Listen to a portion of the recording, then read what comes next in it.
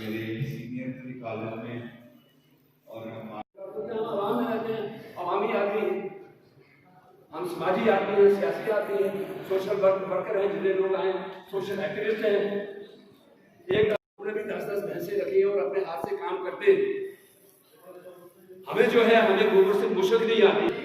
कुछ लोग जो है जिनको जानकारी नहीं होगी तो वो हमारी किस्मत के फैसले जो है वो आजकल मुद्दों में जो है वो तय करते हैं। मैं यही रिक्वेस्ट करूँगा कि इस तरह के प्रोग्राम जो है यहाँ तशरीफ फरमा है और हमारे खटाना साहब तशरीफ फरमा है। ये राही खटाना साहब यहाँ जो है वो फीडबैक आपसे मिलेगी। तरीका के नाम खाना कल कर सकें बहुत मेहनत नाम काम कर रहे हैं। मैडम रिहाना मकबूल जी बहुत पर्टिकुलरली कि फॉरेस्ट राइट एक्ट के ऊपर कोई अवेयरनेस को प्रोग्राम चलाया जाए और इसके नाल जुड़ता इलाका सांबा जिनके आए पीटीसी और जो इस बाबू खान साहब तशरीफ फरमाए तो उन बड़ी बड़ी शख्सियत बैठी हुई हैं। करमदीन चोपड़ा साहब समेत सारा बाइज़्ज़त लोग बैठे हैं और बड़ी बड़ी शख्सियत नहीं है हमारी कबीला की पीछे बैठी हुई है।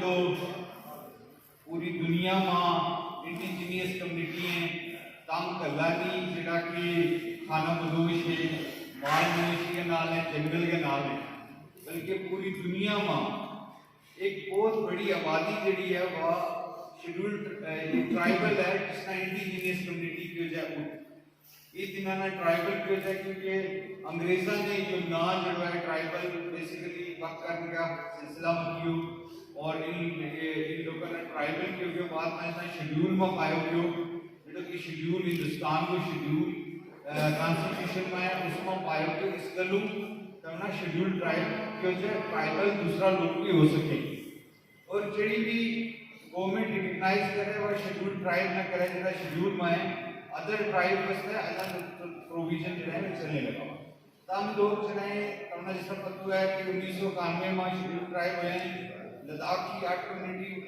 1989 में हुई है और ये जो एक्ट है फॉरेस्ट राइट एक्ट जिसका बारे में हम गल करने वास्ते इकट्ठा हुए हैं इंडिया में लागू हो गयो एक्सेप्ट जम्मू और कश्मीर। जम्मू कश्मीर में छोड़ गए यो पूरा हिंदुस्तान के बीच लागू कर दे तो क्यों और 5 अगस्त 2019 में यो जम्मू कश्मीर में लागू हो रीऑर्गेनाइजेशन एक्ट में तरमीम की गई और उसमें एक लफ्ज जो कि एक्सेप्ट जम्मू एंड कश्मीर को वो हटा दिया गयो और यो एक्ट जो है जम्मू कश्मीर में लागू हुई। यो एक्ट जो है तमना केद है सब तो पहला तो यह है कि किन किन पर लागू है इसलिए थोड़ी जी नोटिफिकेशन ट्राइबल डिपार्टमेंट ने करी है उसके तहत जो इसका 12 कबीला ट्राइब है क्योंकि 8 कबीला जड़ा है मेनली लद्दाख में शिफ्ट हो गया है बाकी जड़ा कबीला है वे 4 या 5 है 4 में जड़ा है गुज्जर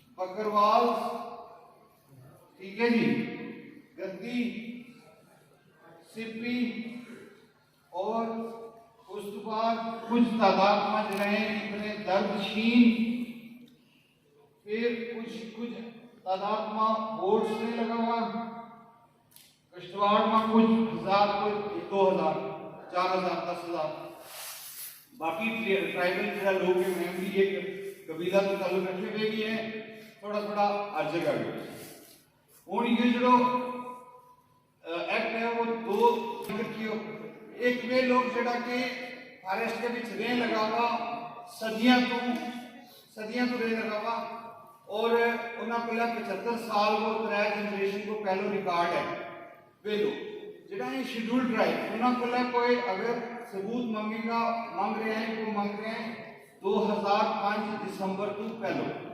2004 को 2003 को 2002 को उस तो पहला अलग शिक्षा भी शुरू कर लियो कि ये जो रिकॉर्ड है ये शेड्यूल ट्राइब को 2005 को पहलो क्या गल करना अगर समझ में आ गई तो आगे चलना है ना 2005 को पहले उन थारे पर होना के चाहिए मतलब सबूत का तौर पर क्या होना चाहिए रेवेन्यू को कोई भी कागज, रेवेन्यू महकमा माल लगे, महकमा माल को 2005 को कोई भी कागज सारा पहला का गिरदावरी कटी गई है, कोई तमने कोई तजावज किया है, कोई पूछा है तो नोटिस कटिया है, सरकार को कोई कागज रेवेन्यू डिपार्टमेंट महकमा माल चाहे गिरदावरी आज है नहीं है, टूट गई है, जो भी है, लेकिन रेवेन्यू को कोई कागज सारा पहला पुराना 2005 के पहले जो है वो होना चाहिए।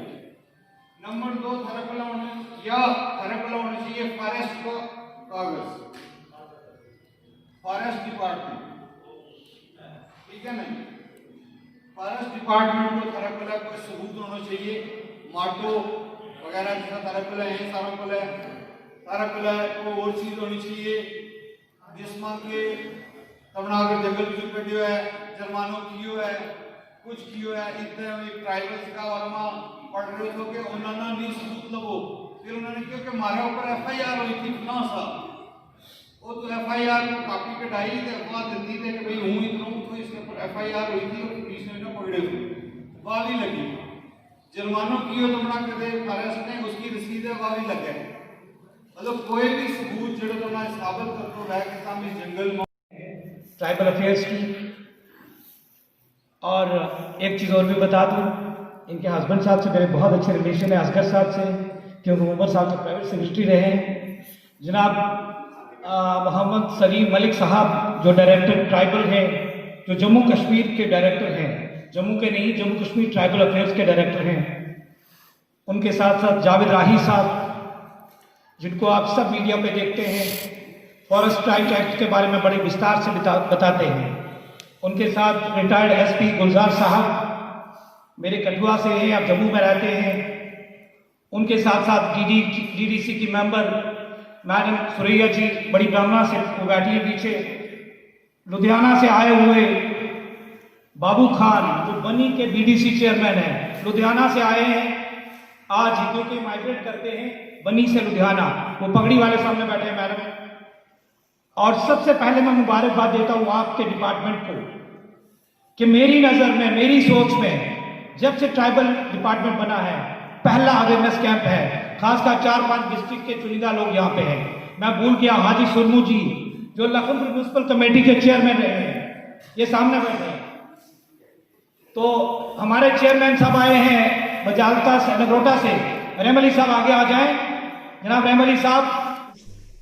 ट्राइबल अफेयर्स डिपार्टमेंट ने डायरेक्टरेट ऑफ ट्राइबल अफेयर्स के थ्रू हमने एक अवेयरनेस जनरेशन का प्रोग्राम हमने यहाँ पर अरेंज किया।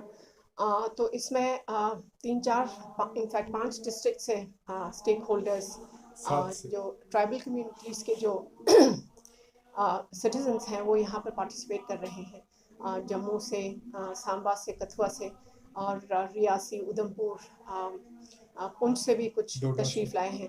सो एक जो अवेयरनेस जनरेशन का प्रोग्राम जो हम प्लान कर रहे थे और फाइनली आज हमने शुरू कर लिया है और ये सिलसिला जारी रहेगा। तो इसमें हमने एक्चुअली लोगों को यही बताया कि फॉरेस्ट राइट्स एक्ट जो है अब स्टेट में, यूटी में स्टेट के रीऑर्गेनाइजेशन के बाद शुरू हुआ है। सो इम्प्लीमेंटेशन बहुत एक सीरियस नोट पे इनिशिएट हुआ है। एक्ट के तहत बहुत सारे कमिटीज़ बनने हैं, एक यूटी लेवल कमेटी बनना है, चीफ सेक्रेटरी साहब के तहत वो कमेटी ऑलरेडी बना हुआ है, उसमें स्टेक होल्डर्स को भी हम शामिल करने वाले हैं जल्दी। उसके लेवल पे, उसके बाद डिस्ट्रिक्ट लेवल पे एक कमेटी है जो जिसमें डिस्ट्रिक्ट डेवलपमेंट डिप्टी कमिश्नर साहिबान सदारत वो करेंगे। उसके बाद सब डिविजनल लेवल पे एक कमेटी है जिसमें SDM साहब या ADC साहब या ACR साहब वो चेयरपर्सनशिप वो करेंगे और काम चलाएंगे। फिर उसके बाद हमारे पास लोवेस्ट लेवल पे जो ग्राम सभा लेवल पे है वो फॉरेस्ट राइट्स कमिटीज़ हैं। वो फॉरेस्ट राइट्स कमिटीज़ जो हैं ऑलरेडी पूरे 20 डिस्ट्रिक्ट्स में सारे जगह कॉन्स्टिट्यूट हुए हैं एक्सेप्ट फॉर वो एरियाज़ जहाँ पर स्नोफॉल है अभी, तो वो हम बाद में करेंगे, लेकिन ज़्यादातर मोस्टली जगहों पे सारे डिस्ट्रिक्ट्स में कॉन्स्टिट्यूट हो गया है। अब ये जो फॉरेस्ट राइट्स कमेटी है इसका बहुत एक बड़ा रोल है क्योंकि स्टेक होल्डर से ही ये बनना है, ग्राम सभा के लोगों ने ही चुन के बनाना है और उसमें फॉरेस्ट राइट्स कमेटी में ST कम्युनिटीज़ के, नोटिफाइड ST कम्युनिटीज़ जो हैं जैसे गुजर, बकरवाल, गद्दी, सिप्पी, शिन वगैरह जो हैं उनके मेंबर्स होंगे। औरतों को भी इसमें रिप्रेजेंटेशन है। वो एक चेयरमैन बनाएंगे अपने लेवल पे और एक सेक्रेटरी बनाएंगे, क्योंकि काम उन्होंने शुरू करना है। फॉरेस्ट राइट्स के उन्होंने दावे को, क्लेम्स को उन्होंने रिसीव करना है और उस पर गौर करके फैसले पे आना है, क्या किसी का हक जो है वो जो मांग रहे हैं वो सही है कि नहीं। फिर इस तरह से वो जो है काम होगा। तो ये फॉरेस्ट राइट्स कमेटी जो है वो बहुत इम्पॉर्टेंट है। जब ये ग्राम सभा के लेवल पे, फॉरेस्ट राइट्स कमेटी के लेवल पे अपना वो बना लेंगे प्रपोजल, इनका सही है, ठीक है, तो अगर उनको लगेगा ठीक है तो वो सब डिवीज़न लेवल कमेटी को भेजेंगे। फिर सब डिवीज़न लेवल कमेटी जो है वो उस पर गौर फरमाएंगे, क्या इनका जो हक का क्लेम है, दावा जो है, क्या सही है कि नहीं। फिर अगर उनको ठीक लगा तो वो डिस्ट्रिक्ट लेवल पे ले जाएंगे और डिस्ट्रिक्ट लेवल का जो कमेटी जो है वो फाइनल अथॉरिटी होगा। वो बोलेंगे कि हाँ, इस शख्स का या इस कम्युनिटी का जो दावा है फॉरेस्ट राइट्स पर वो सही है, तो फिर वो कर लेंगे। वो रिजेक्ट भी कर सकते हैं। फिर उसमें अपील का भी सिलसिला है। तो ये हमने किया है। और दूसरा जो फॉरेस्ट राइट्स एक्ट है, इसको इम्प्लीमेंट करने के लिए हमने एक बहुत लंबा ट्रेनिंग का सिलसिला प्रोग्राम शुरू किया है। इनफैक्ट वो ट्रेनिंग प्रोग्राम ख़त्म होने वाला है। तकरीबन 50,000 60,000 ऑफिसर्स और ऑफिशियल्स और स्टेक होल्डर्स को हमने ट्रेन किया है। डीसी साहिबान लगे हुए हैं। इनफैक्ट 15 जनवरी के बाद क्लेम्स देना शुरू हो जाएगा। तो वो एक सिलसिला है जो बिल्कुल आगे तक चलेगा और सबके राइट्स का इनफैक्ट हक लोगों को अपना लेने का एक मौका है। सब कर सकते हैं। उनके पास रेवेन्यू के रिकॉर्ड्स होंगे, फॉरेस्ट के रिकॉर्ड्स होंगे, या कोई और पुराना कोई गवर्नमेंट का डॉक्यूमेंट होगा, तो इस तरह से रिकॉर्ड्स को देख के सारा मसला वो सॉल्व करेंगे। सो ये ट्रेनिंग जो है, ये प्रोग्राम जो है ट्रेनिंग का, वो ऑलमोस्ट ख़त्म होने वाला है। सो इसके बाद मैं ये भी बताना चाहूँगी कि फॉरेस्ट राइट्स एक्ट 2006 जो है, हकूक़ अराज़ी जंगलात जो बोलते हैं, इसमें एक्चुअली LG साहब, चीफ सेक्रेटरी साहब, फॉरेस्ट सेक्रेटरी साहिबा और commissioner secretary revenue, principal secretary revenue और दूसरे सेक्रेटरीज जिनको फॉरेस्ट राइट्स एक्ट के साथ ताल्लुक़ है, उनको कोऑर्डिनेशन में काम करना है, वो सारे सेक्रेटरीज मॉनिटर कर रहे हैं। हम ट्राइबल अफेयर्स डिपार्टमेंट में हम लगे हुए हैं, डायरेक्टर साहब लगे हुए हैं। हम एक्ट का ट्रांसलेशन भी हम लोकल लैंग्वेज में, जैसे गोजरी लैंग्वेज में है या दूसरे जो ट्राइबल कम्युनिटीज़ के लैंग्वेजेस हैं, उसमें हम ट्रांसलेशंस करा रहे हैं। वो इसलिए कि लोग अपनी ज़बान में एक्ट को, रूल्स को पढ़ें और समझें और अपने हकूक़ का इस्तेमाल करें। So I think that's about it. Ma'am, अगर बात करें हम कमेटीज की, जो 10 से 15 लोगों की कमेटीज है, उस कमेटी को बनाने वाले आम लोग होंगे या सरपंच पंचिज होंगे? नो, ग्राम सभा मतलब हो गया गांव का जो वो है, सारे एडल्ट मेंबर्स जो हैं वो ग्राम सभा होंगे। तो लोगों ने ही चुनना है, सरपंच को या किसी और आम लोगों को पता होना चाहिए हमारे कमेटी मेंबर्स कौन है। हाँ, एब्सोल्युटली। अभी सेमिनार में यही हमने बताया कि जो है ग्राम सभा जो है, जो एडल्ट मेंबर्स सब होंगे, सबको उसमें बैठने का हक है, उन्होंने बनाना है। काफी सारी जगहों से ये शिकायतें आ रही है कि सरपंच और पंच जो है खुद से अपने मेंबर्स बना के जो है फोटो सेंड कर रहे हैं कि ये हमारी कमेटी यहाँ से बन चुकी है। ऐसा बिल्कुल नहीं हो सकता है। अगर कहीं किया है तो गलत है। डीसी साहिबान मॉनिटर कर रहे हैं। इसमें एक्चुअली अब ऐसी बातें निकलेंगी क्योंकि हम पूरे 20 डिस्ट्रिक्ट्स में कर रहे हैं और पैरेलली साथ में कर रहे हैं, तो ऐसी बातें निकलेंगी। But we'll address all the issues.